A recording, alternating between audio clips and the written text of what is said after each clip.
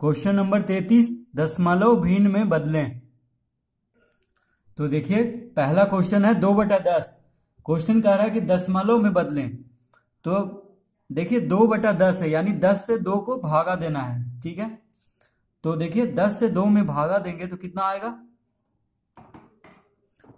तो बिना भागा दिए भी हम कर सकते हैं। देखिए भागा देकर भी बताएंगे और ऐसे भी। तो देखिए एक पे कितना शून्य है, एक शून्य है, यानी दायां तरफ से एक अंक के पहले दशमलव लगा देंगे तो देखिए हो जाएगा 0.2, यानी 2 के पहले दशमलव लगाएंगे क्योंकि एक पे एक ही शून्य है, यानी दायां तरफ से एक अंक के पहले और दशमलव के पहले शून्य लगाते हैं तो हो जाएगा 0.2। ठीक है, देखिए कैसे भागा करके भी हम आपको दिखा देते हैं रफ में। देखिए मान लीजिए यहां पे हम 10 से 2 में भागा देंगे तो 2 तो लगेगा नहीं, तो हम क्या करेंगे, देखिए दशमलव देंगे। दशमलव देंगे तो यहाँ पे क्या लगेगा, शून्य। तो देखिए अब कितना बार में 20 लगेगा, 10 दूनी 20। तो इस तरह से भी कर सकते हैं और दशमलव के पहले हम शून्य लगाते हैं, यानी 0.2 हो गया। ठीक है, या एक शून्य है एक पे तो बस दायां तरफ से यानी इधर से एक अंक के पहले यानी 2 के पहले दशमलव लगा देंगे और उसके पहले दशमलव के पहले शून्य लगता है तो 0.2 हो जाएगा इसका आंसर। अब देखिए 7/100 है तो यहाँ पे 2 शून्य है, यानी देखिए यहाँ पे 7 है और यहाँ पे कितना शून्य है, 2 शून्य। तो 2 अंक बनाना पड़ेगा क्योंकि 2 शून्य है तो 2 अंक के पहले दशमलव लगेगा दायां तरफ से, यानी एक और शून्य हम यहाँ पे देंगे। ठीक है, अब दशमलव यहाँ पे देंगे। ठीक है, देखो देखिए 2 शून्य था एक पे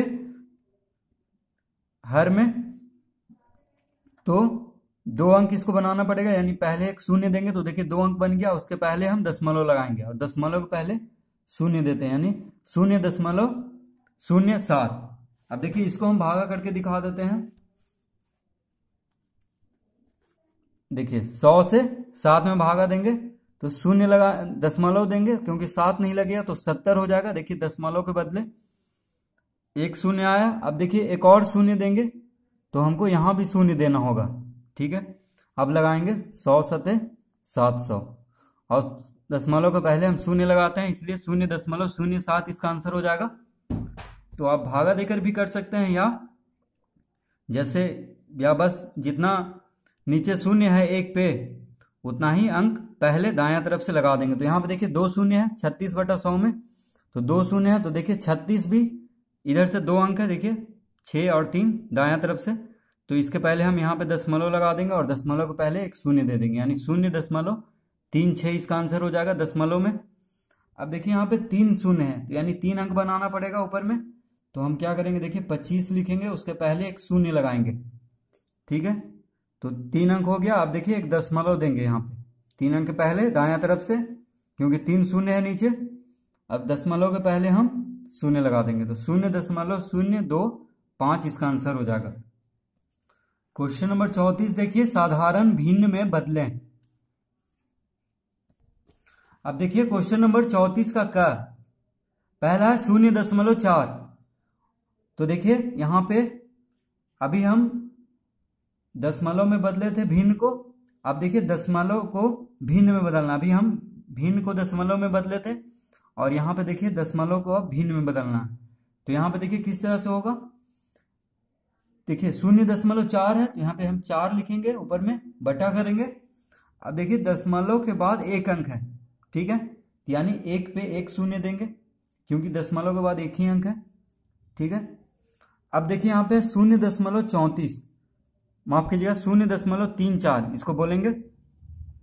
ठीक है, 0.34 क्योंकि दशमलव के बाद एक एक अंक करके पढ़ते हैं, तो इसको हम लिखेंगे 34 बटा कितना हो जाएगा, देखिए दशमलव के बाद 2 अंक है यानी एक पे 2 शून्य देंगे तो 34/100 इसका आंसर हो जाएगा।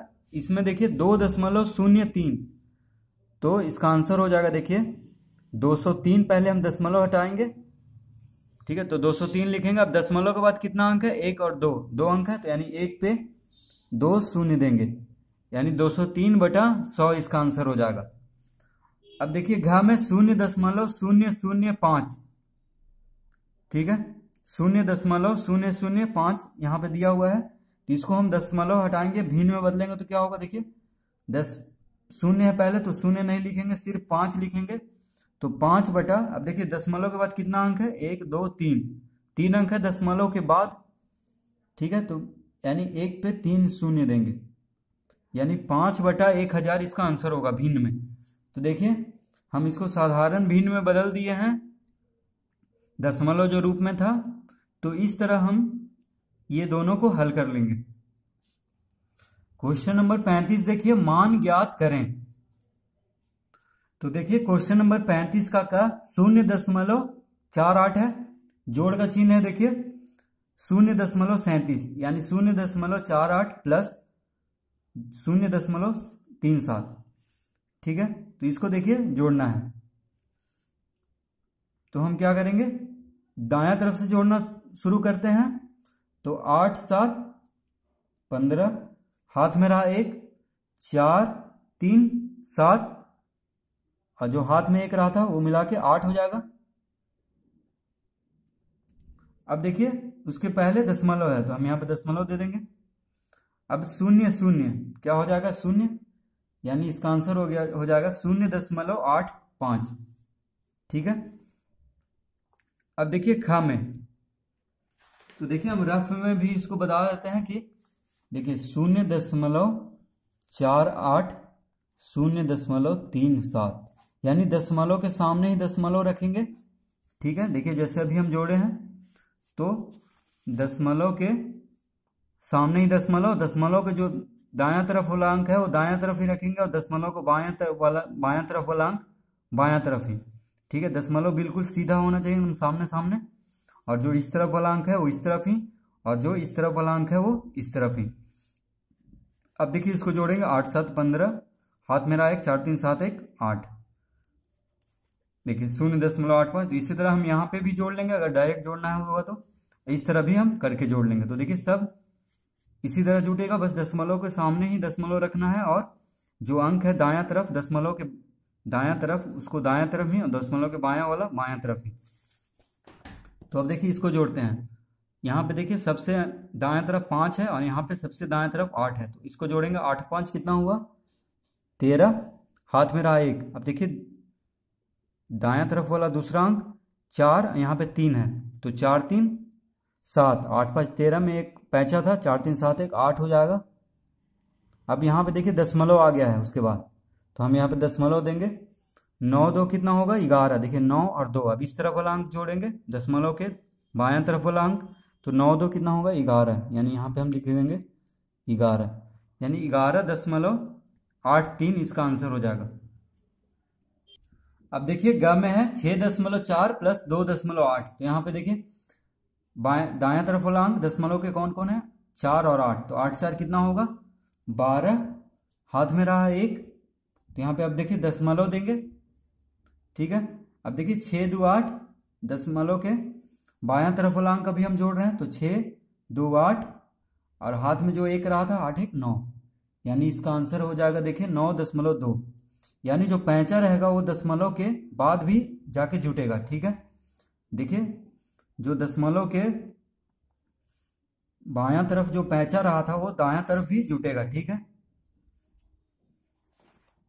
देखिए एक बार 6.4 और 2.8 ये था, तो देखिए 8 4 12, हाथ में रहा 1, 6 2 8 1 9, यानी इस तरह से जो पैंचा रहेगा वो दशमलव के बाद पहले भी जुटेगा, यानी दशमलव के दायां तरफ वाला अंक में भी जुटेगा।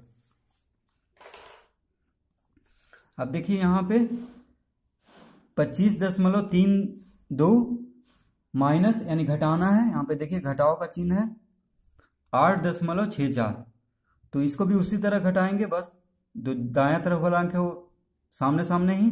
तो देखिए 2 यहाँ पे 4 है, तो 12 में से, यानी इससे पैंचा लेगा, तो 12 में से 4 गया 8, ये हो गया 2, तो 12 में से अब देखिए 2 हो गया, तो 6 नहीं घटेगा, तो इससे पैंचा लेगा, यानी दशमलव के दाएं तरफ वाला अंक से, तो ये हो जाएगा देखिए 12, 12 में से 6 गया 6।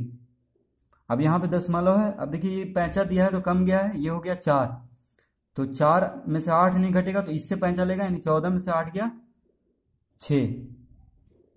और ये हो, देखिए इसको पैंचा दिया तो 1 हो गया, ये 16.68 इसका आंसर हो जाएगा। अब इसको भी उसी तरह घटाएंगे, देखिए 3 में से 8 नहीं जाएगा तो इससे पैंचा लेगा, यानी 13 में से 8 गया 5।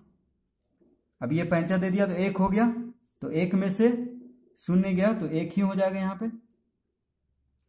अब देखिए दशमलव आ गया तो यहाँ पे दशमलव देंगे। उसके बाद 4 में से 7 गया तो 4 में से 7 नहीं जाएगा तो इससे पैंचा लेगा, तो 14 में से 7 गया 7, ये हो गया 7 में से 2 गया 5, तो देखिए 57.15 इसका आंसर हो जाएगा। तो बस हम घटा देंगे दशमलव के जो बायां तरफ वाला अंक है वो बायां तरफ से, और दशमलव का जो दायां तरफ है वो दायां तरफ से घटेगा। देखिए एक बार रफ में हम बता देते हैं, 25.32 और 8.64 इसी को घटाना है। देखिए तो सामने सामने ही लिखेंगे, देखिए दशमलव के सामने ही दशमलव और जो अंक है वो सामने सामने ही रहेगा। तो 12 में से 4 गया 8, देखिए यहाँ पे ये 12 में से 6 गया 6, यहाँ पे 4 हो गया तो 14 में से 8 गया, देखिए 6 और यहाँ पे 1, यानी 16.68 इसका आंसर हो जाएगा। ठीक है, उसी तरह हम देखिए बस जैसे जोड़ रहे थे सामने सामने उसी तरह भी घटाना है।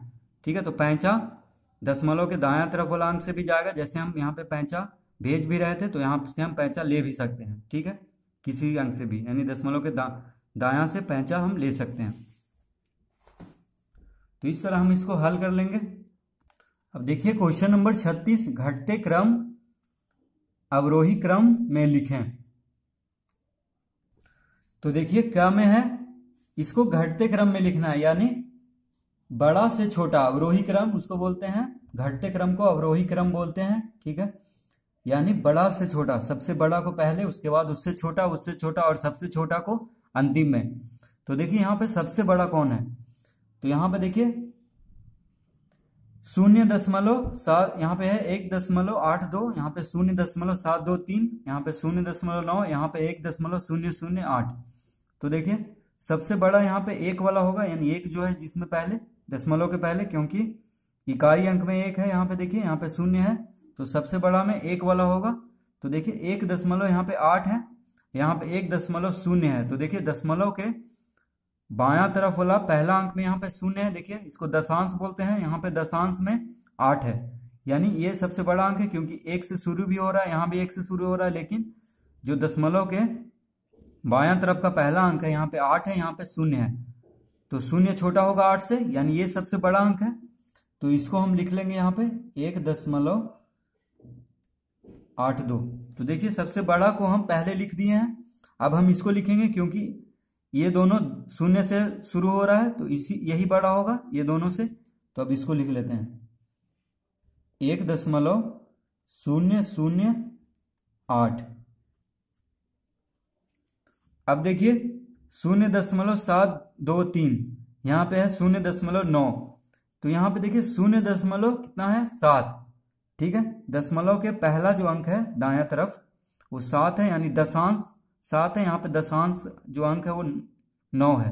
तो देखिए 7 से बड़ा होता है 9, तो ये बड़ा होगा इससे, तो पहले हम 0.9 को लिख लेंगे, अब अंतिम में उसको लिख लेंगे क्योंकि ये सबसे छोटा है, 0.723। ठीक है, तो देखिए ये हो चुका है अवरोही क्रम में, यानी घटते क्रम में सबसे बड़ा पहले, उससे छोटा और सबसे छोटा अंतिम में। तो इसका आंसर हो जाएगा इस तरह से। ठीक है, ये इसका आंसर हो गया, ये क्वेश्चन था, इसको सजा करके हमने बड़ा से छोटा यानी घटते क्रम में अवरोही क्रम में लिख चुके हैं।